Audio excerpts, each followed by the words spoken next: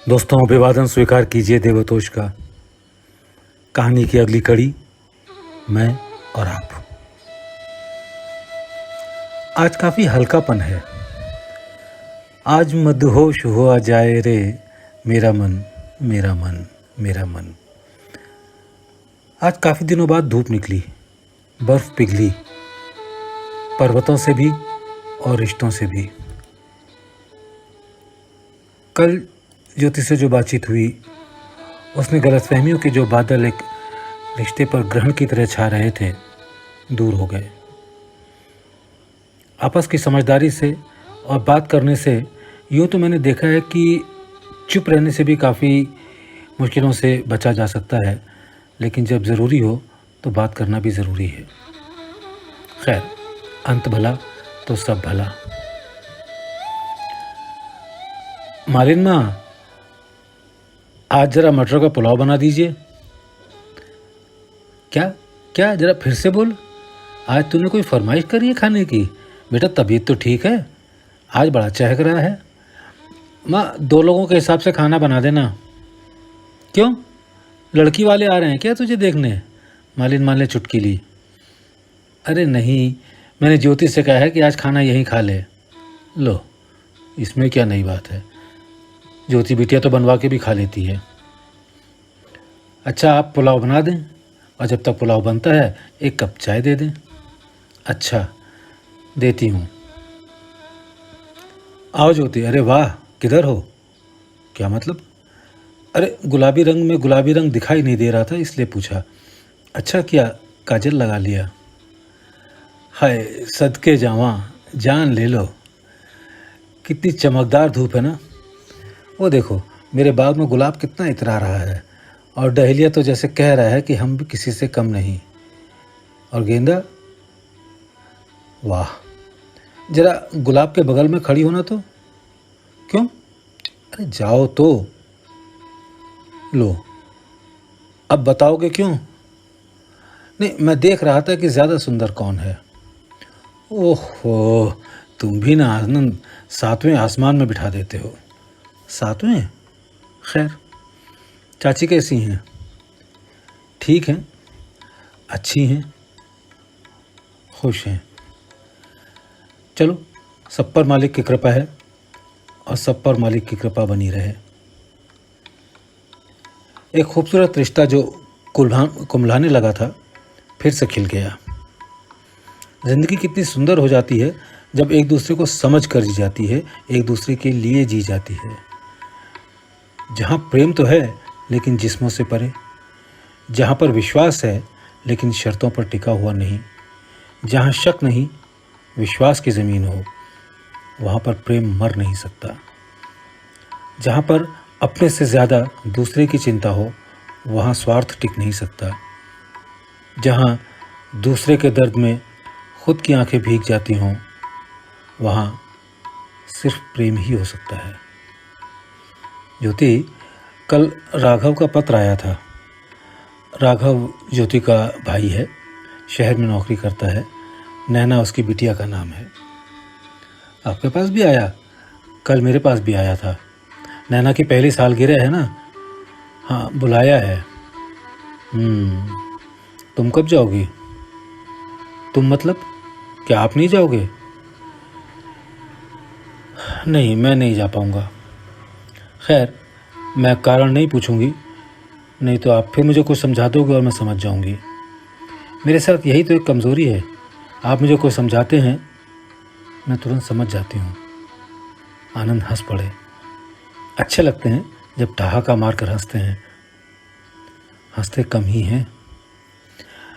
अरे नहीं, ऐसी कोई बात नहीं है। सुनो, ये 500 रुपये रख लो और नैना बिटिया के लिए कुछ खरीद कर लेती जाना। जी, जैसा हुक्म। खाना लगा दूं? मालिन माँ ने पूछा। ज्योति बिटिया कैसी है? चाची कैसी हैं? दोनों ही ठीक हैं। ज्योति का 2 प्रश्नों का एक उत्तर।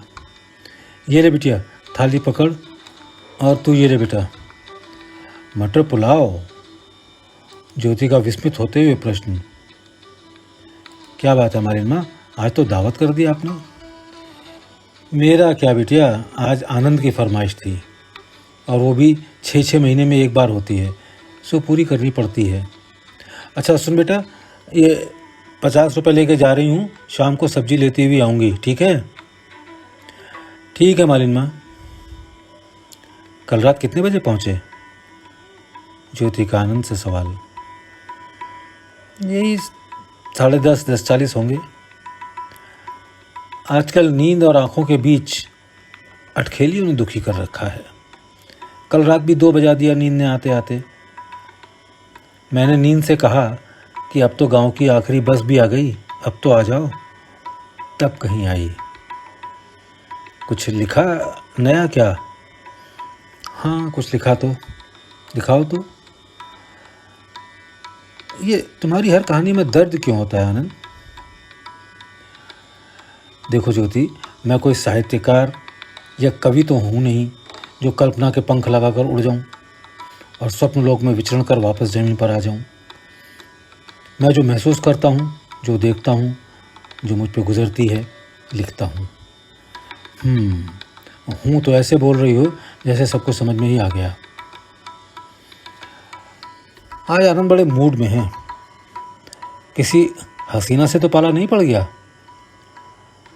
आज आनंद के साथ कई दिनों बाद घाट पर आई तो बिना कुछ पूछे नाव वाले को बुला लिया और चल दिए बोट राइड पर। कहने लगे लोग लॉन्ग ड्राइव पर जाते हैं तो हम आज लॉन्ग बोट राइड पर चलते हैं। लेकिन सच बोलूं तो मैं सपनों की दुनिया में थी, शांत, चारों तरफ शांति, ठंडी हवा, शबाब पर चांदनी। आनंद आज पूरी तरह से गज़लों के मूड में थे। एक शब्द में अगर कहूं तो पूरा रोमांटिक माहौल। कुछ और बोलूं? क्या बोलूं? इस माहौल में उतरने की कोशिश कर रहा हूं। ज्योति, दुआ करो कि ये जो रिश्ता है यूं ही हरा भरा बना रहे। विश्वास की ज़मीन और प्यार की फुहारें अगर हों तो कौन सा पौधा नहीं जमेगा। तुमने रिश्तों को बनाने और बनाकर निभाने की आग में जिस तरह अपने आप को जलाया है वो मिसाल है, और इसीलिए तो उस आग में तपकर सोना बन गई हो। तुम्हारी शान में एक शेर पेश करूं? इरशाद, तमाम जिस्म ही घायल था घाव ऐसा था, तमाम जिस्म ही घायल था घाव ऐसा था, कोई न जान सका रख रखाव ऐसा था, खरीदते तो खरीदार खुद ही बिक जाते, तपे हुए खरे सोने का भाव ऐसा था।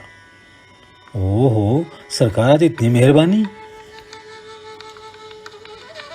मैं भूला नहीं हूँ ज्योति, अभी 1 साल पहले ही जो, मैं तो हादसा ही कहूँगा, तुमने और चाची ने जो बर्दाश्त किया जब रमन आकर रहा था तुम्हारे पास, और परिणाम आते जाते सांस हर दुख को नमन करते रहे, उंगलियां जलती रहीं और तुम हवन करते रहे। इसलिए मैं बहुत इज्जत करता हूँ। चाहते नहीं हो क्या इज्जत करना? आनंद, कितनी आसानी से तुम नासमझ बन जाते हो। लोग कहते हैं कि तुम बहुत सीधे हो। वो तो मैं हूँ, देखो जी, मैं चालाक नहीं हूँ। ये इल्ज़ाम नहीं लग सकता मेरे ऊपर कि मैं चालाक हूँ। ये तो है। आज आनंद को सिर्फ देखने का मन है। बहुत समय बाद आनंद जिंदा हुए हैं। मैं उनको रोकना नहीं चाहती, नदी की तरह बहने दूं उनको। आज ये खुल रहे हैं। देखते हैं इस खान में से मेरे लिए हीरा कब निकलता है। काफ़ी देर हो गई भाई, नाव घाट पर लगा दो, नहीं तो चाची आज गांव निकाला दे देंगी। चलो तुमको घर छोड़ दूं। ज्योति, शब्दों के जाल में क्यों उलझाना चाहती हो मुझको? मैं शब्दों के जादूगर तो तुम हो। अभी तो मैं उस जादू से बाहर नहीं आ पाई हूँ जो तुमने अभी अभी बिखेरा है। जादू शब्दों में नहीं होता है ज्योति, उन शब्दों को कहने वाले में होता है। लो, और ये बात मैं किसको बता रहा हूँ, तुम तो खुद एक जादूगरनी हो।